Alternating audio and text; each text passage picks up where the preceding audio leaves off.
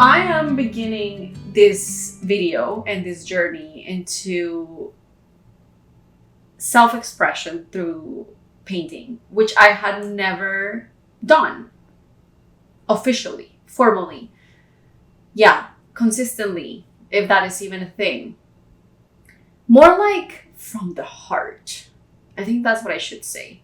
It never felt like it was a heart-led practice, curiosity.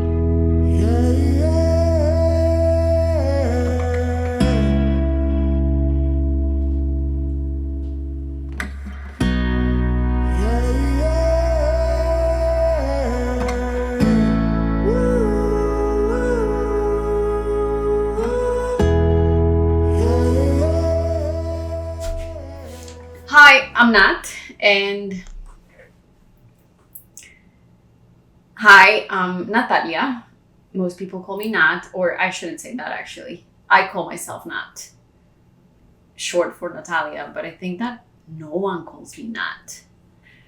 They call me Natis, Nati, Nata, Natu, Nato, all of the things. So yeah, my name is Natalia. I think I had never shared that. And I've made different videos here. It's so hot. It's like 80 something degrees here in Florida. I live in South Florida. I live like 25 minutes north of Miami, a town called Hallandale Beach. And it used to be a town taken care of by the Tecumseh people.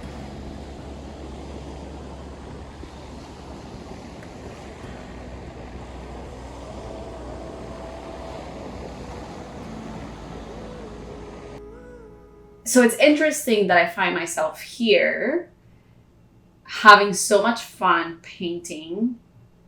And this has officially happened in like the last, not even a month. I just realized that my dog is in the most uncomfortable position there, but she seems fine. She's sleeping. And so it's so interesting to find myself here having so much fun, doing this, exploring. So I do have something that I knew would, how do I say this? I have a memory. I usually call this type of visions memories because they feel different when I see them. And when I'm saying vision, I'm saying, again, like an image, something that came up during a meditation. And it was actually a future self meditation that I believe I guided, or actually I may have guided a similar one, and that's why I'm kind of like connecting it with the one that I guided. Either way, the invitation from the meditation was my future self would tell me something about my future, something that I needed to know. And I remember that moment and that memory, I call it a memory, very well, very clear. I was actually painting. I was standing. I was in an art studio. It was very bright. It was very warm. Warm in like the sensation, not warm like Florida right now, like heat. And I was painting. But the message was keep following your excitement. Keep following what excites you and your curiosity. There was nothing necessarily related to painting, but obviously to me that was like, oh, it's important. Like I was painting. This was, I want to say like 3 or 4 years ago, maybe 3 years ago. Timing is not the best for me, by the way. Like the memories that I have, I'm like, oh, was that yesterday or was that 7 years ago? Not that much, I'm exaggerating. But it's off. And so that memory was there, but I never really thought anything of it more than what the message was. Just keep following your curiosity, keep following your excitement. What excites you? If you haven't here, if this is the first time that you are seeing any of the videos that I have in this YouTube channel, this one is particularly different because I feel like this one truly is like the beginning of something where I am feeling really myself and that all parts of who I am are kind of like invited to the table. I've been exploring so much in the past 2 or 3 years and this is what I was going to say. This is the first time that you're seeing any of my videos. You may not know that for 8 years, almost 8 years, I had a stationery company, and it was my baby. It was, I created beautiful things. And then in 2020, more like 2021, between 2020 and 2023, I just knew that a change needed to be made. The change really just happened in 2023 when I was that 2023? Yeah, so 2023, I made the decision of like, okay, I'm finally closing the company. And it was a decision purely made out of how I felt in my heart, because logically it didn't make sense. And it didn't make sense because on paper it was a successful business. But I knew that there was something that was calling me to end this cycle and start something new. And at the time, I was really exploring spirituality. That really came alive for me around 2019. And yeah, it was kind of like searching, like what do I want to do, and feeling like that was the end of an era for the company. I made the decision to close it. I had to sell all the equipment, all of the things that were in there, which now that I'm like in the process of buying new things and buying paints and buying wash and buying brushes and buying things, I'm like, oh my God, I should have kept some of those things. Because the studio that I had, because I did stationery, first of all, I started that business doing calligraphy. And that's how I started. I started doing calligraphy. I would teach classes locally. And then from there, I was selling my calligraphy, like personalizing things on, and people started asking me if I would do invitations. And so I said yes, because obviously I was like, yeah, sure, I want to try everything. And I actually was very attracted to paper and graphic design. So I started doing that, started outsourcing my printing. And then I realized that I really wanted to print myself. Like, how can I print myself? Because whatever, maybe I wanted to do it, or maybe I was not very happy with the results that I was getting in like the printing quality. Because I've always been very like finicky and detail oriented, and so I think I wanted some of that control, or maybe I just wanted to have fun. Who knows? I don't remember. I can remember. It's a little bit of both, maybe both, and that's how it works. And I ended up having, letter presses and big semi-automatic big letter presses and equipment. I'm gonna see if I can find maybe some footage or some things that I can put in this video. And so I had to sell everything. And that process was very, very, very interesting. There were so many like validations from life itself that I was in the right path by closing the company. It felt like when I made that decision, and I was so concerned about getting rid of everything because it was a lot and the machines were beautiful and everything in there was beautiful. I also still loved creating, like the process of creating something for my clients and picking the colors and the textures and the papers. All of that was still beautiful, but I just knew that it was time to move on. So it was a really hard decision. But anyways, comes the time to end and close everything.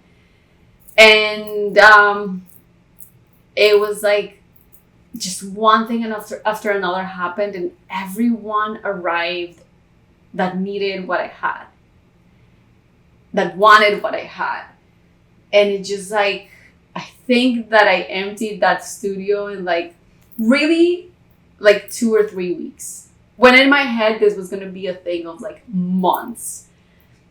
So I think 1 or 2 of the machines, actually 3. Yeah, 3 of the machines, which were basically the machines that would run most of the projects that we did. They needed to be forklifted because they were giant machines. And the mechanic that was picking them up, he was coming X day, so tomorrow, to pick up the machines, and he was relying on me to figure out how to how to find a forklift, when from what we had talked about, that was not my responsibility. The day before, we're on the phone and he's like, were you able to find a forklift? And I was like, I thought you were handling that because that's what we agreed on. And he was kind of like, okay, we'll figure it out tomorrow. And I was like, okay. I have to say, he taught me, he was a master in my life. He taught me so much about just letting go and trusting, because there were so many episodes, situations that I had to deal with him that were similar.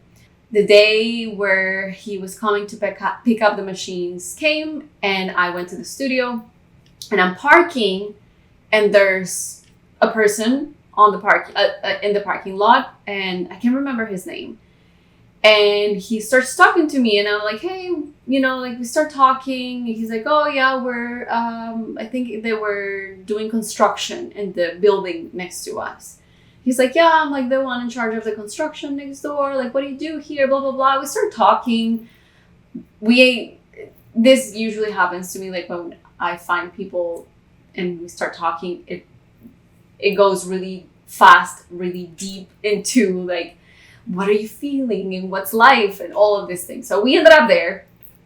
And then as he was saying bye, he was like, oh, by the way, if you ever need a forklift, let me know. I have one. And I was like, what did you just say? And obviously, like, to me, like, even today, I feel like my heart racing, because it's just one of those moments that you're like, how can I make this up? Like, just a person came to the front of my door to ask if I needed a forklift. A forklift. Like, out of all of the things in life, if I needed a forklift. And so life validated the end of that cycle with my company in so many different ways that I just felt so good about the decision. And I always knew it. Like, it's an inner knowing that I had that it's just time. I could rationalize it in so many different ways. I could give, this is what I would tell people. I could give you a list of things of why that would make sense if you get past the fact that it's, numbers are good, we're selling, people like the product, all of the things, but I just knew it. And that's all I really needed to know. It was giving me peace to know that I was going to make that decision. So 2024 in January, I finally gave the keys to the studio. And ever since, I've been kind of like exploring, what is it that I want? What do I want to do? And because I am a very, I love anything and everything that touches on the mystery of life, right? And so spirituality is something that I'm really, really big on. I love learning about, metaphysical things. I love learning about different spiritual traditions and lineages. And so I've been trying to infuse what I do with that. And at some point I thought that, like talking about it, which is what I've done in this YouTube mainly, conversations, podcasts. I've done, like, lately, there's only 2 videos, like more fun things that are an animal energetic guidance, which I still love, but I think I'm tweaking it a little bit to go more into like the art and the self-expression through creativity and through art. So I've been exploring. And painting was never really like something that came through. And I started doing the artist way. I think I'm on week 7 now. And painting just kept coming up. Like, oh, if I had time, I would paint. or do, it just kept coming up. And so I think that my curiosity started to like notice, okay, painting. And I think it was last year at the end of the year, we bought a set of acrylic paints to paint for my husband and I to paint each other. And so we did that, and that was fun. And that was like the only thing that I had that was for painting. I've never really explored it. I've never really done anything with it other than that. We had another painting session, and during Christmas, I think it was, with his family when we went to visit. And with my parents, same thing, same game where we're all painting each other and whatnot. And it wasn't even like, oh, I love this while I was doing it. No, it was nothing. I don't know. I just didn't feel it. But lately I'm like, oh my God, and how do I paint this? And how do I paint that? It's just like more about the curiosity. And then what I find is that I'm really lost in time, and I'm painting.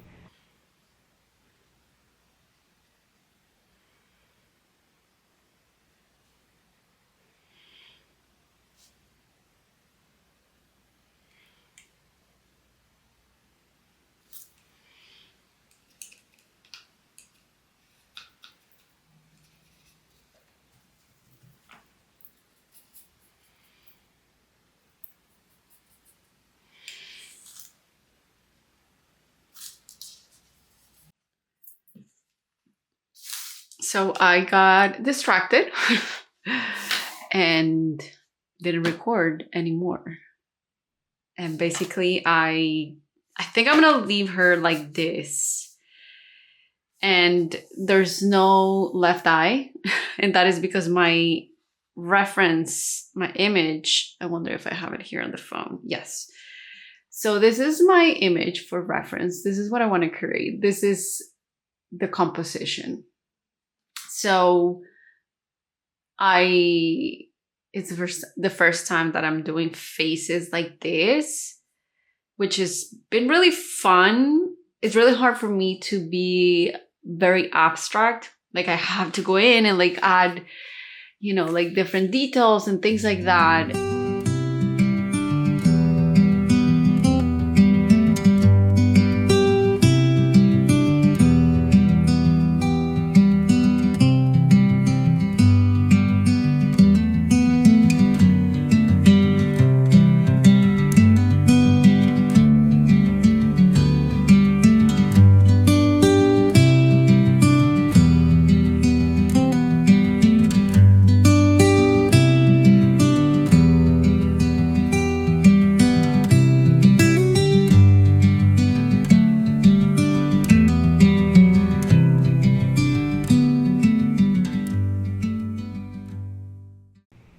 There's a video here where I painted. Oh, I missed that painting session.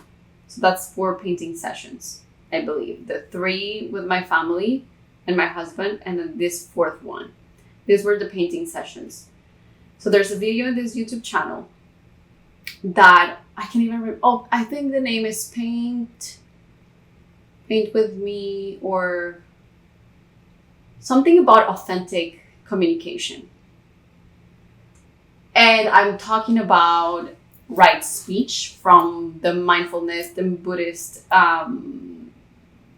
lineage in that video as I'm painting. And I am painting something on my sketchbook. And again, because I haven't really thought much about painting other than like, oh, it's painting. Didn't really think that I was going to take that on right now as I feel like it's taking me to this place where I wanted to paint more, I want to explore more, I want to do more things. I rewatched a couple minutes of that video and I'm like, oh my God, like I can see how what I've been going through in the artist way is showing me my limiting beliefs and how I was programmed to see painting, and how I hadn't even given myself the opportunity to explore painting from a very convicted place of like, this could be fun, this could be something that you can do and explore. In that video, I constantly tell myself that I'm not good at it. Today, I think that was like 6 months ago, and today I'm like, what? Because my whole approach right now, and really what I want to invite people to do, which is something that I've done in different areas of my life, is to let's explore. Like, we don't even have to be good, quote unquote, at anything or bad at anything. Like, can we just explore? Can we be beginners at something? And she's asking to be picked up. And so it's so wild to me to rewatch that video and be like, oh my God, how didn't even I put two and two together? Like, I'm being so harsh on myself. I'm like limiting myself cutting off the opportunity for me to even explore this. Constantly telling myself that I'm not good at it, whatever. Like, who is the judge of that? I'm the only judge of that, of my artistic expression. Like, sure, if we go into like curators and all of that, there's going to be a structure and whatever, but art is a birthright. And so I think that I needed to get to this place where I like really understand it, and I see it from that place, to know how someone else could be approaching that for themselves and limiting their opportunity to explore.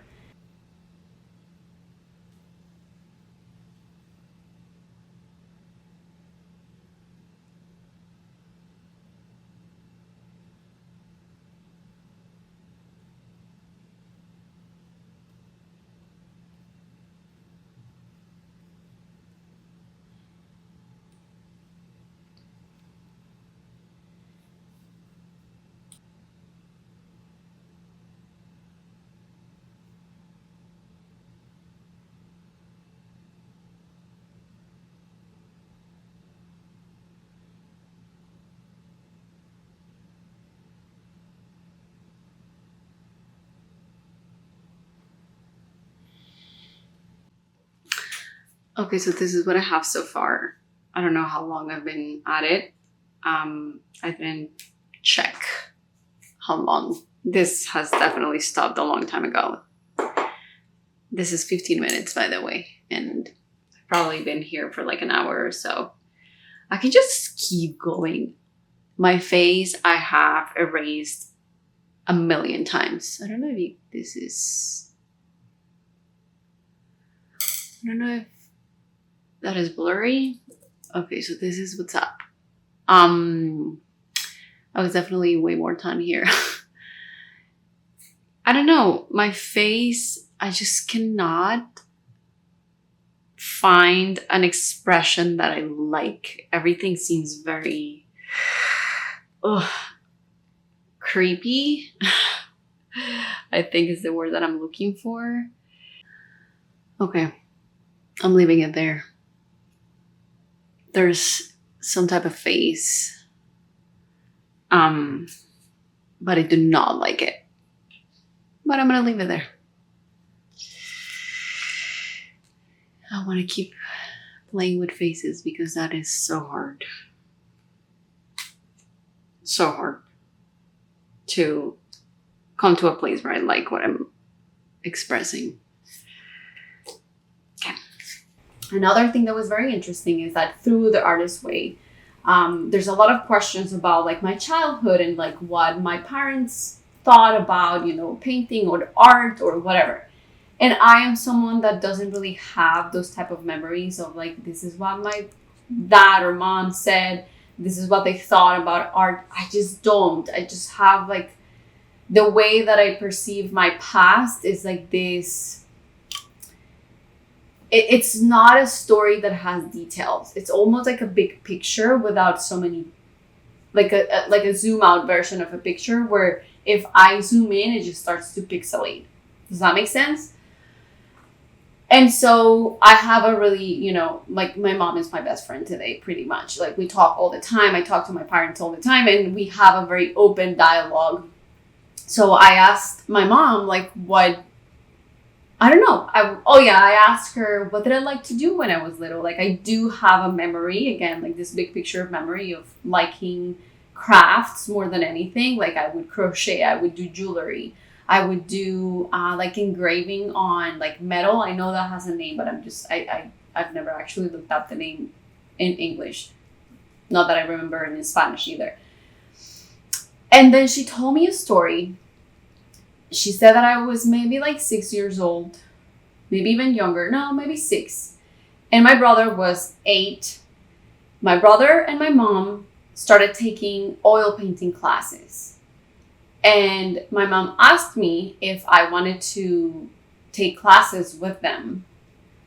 And I told my mom, I don't want to take classes, but I want you to buy for me all the materials and I want to play on my own. I don't want anyone to teach me. And my mom graciously, incredibly said, okay. And she bought me all this stuff and she let me paint without being taught how to do it.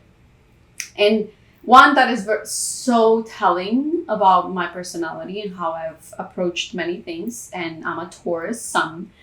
And that is very telling about some of the ways that I could be very stubborn, but also it's a characteristic that I've learned to embrace because it drives me to do things. And that is my way of doing things. It doesn't have to be everyone's way. It drives me to explore on my own. And it's what keeps me going and what keeps me engaged in something. Like right now, I'm doing a series of painting faces. And I cannot for the life of me get good skin color. And I've been exploring videos where people like are painting skin colors, but I'm not going to this is how to mix skin colors. I may end up going there at some point where I'm like, okay, that's it. I cannot get it. But to me, the opportunity for me to explore that on my own is what keeps me showing up to a new page on my sketchbook. Versus, like, I could look at a video and start testing what I learned from the video of like, this is how you mix colors for skin tones. And I could test the same way, right?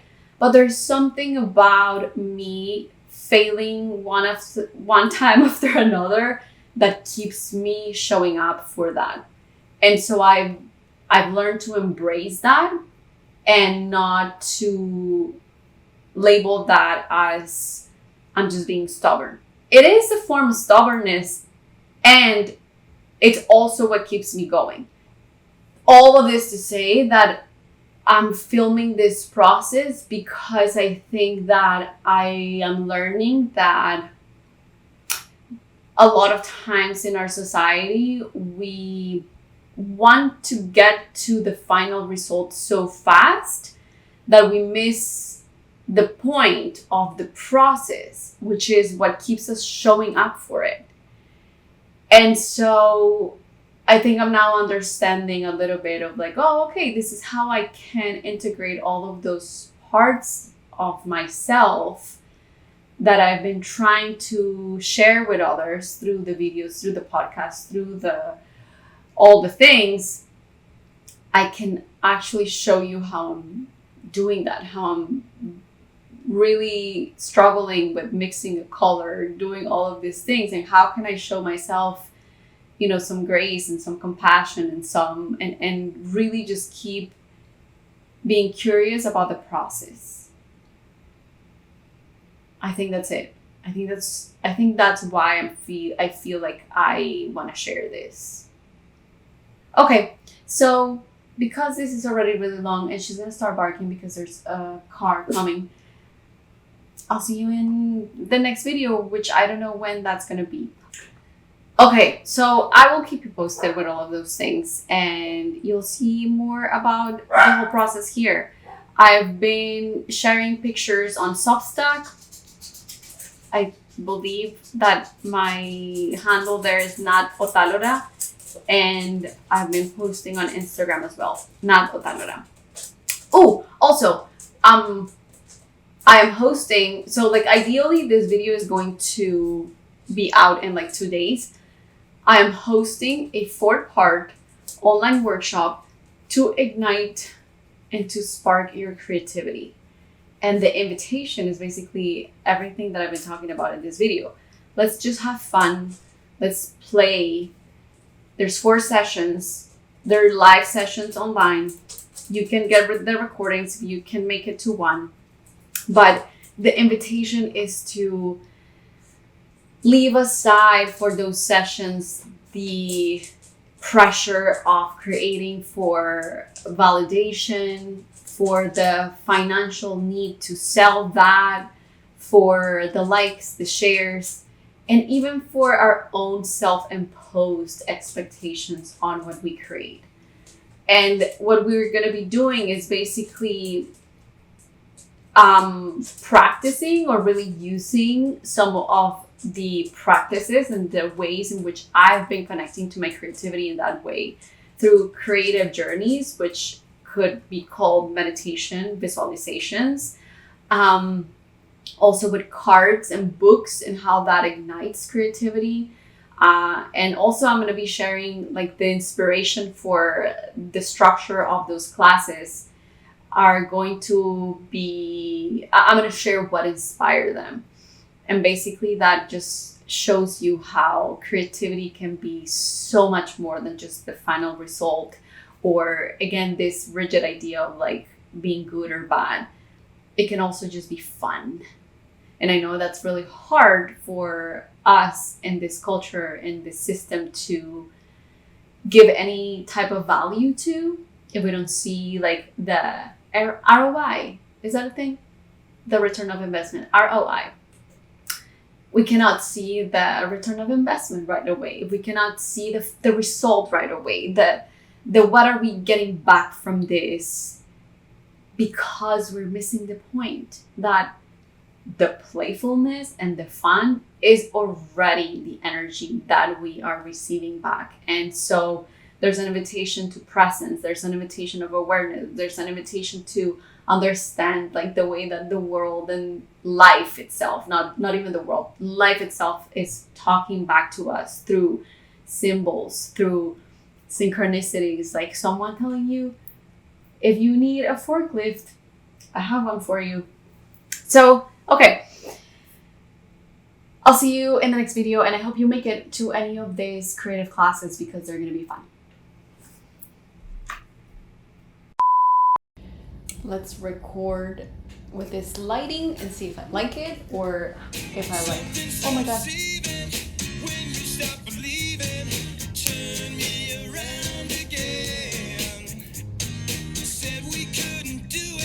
I don't know how and why that turned on.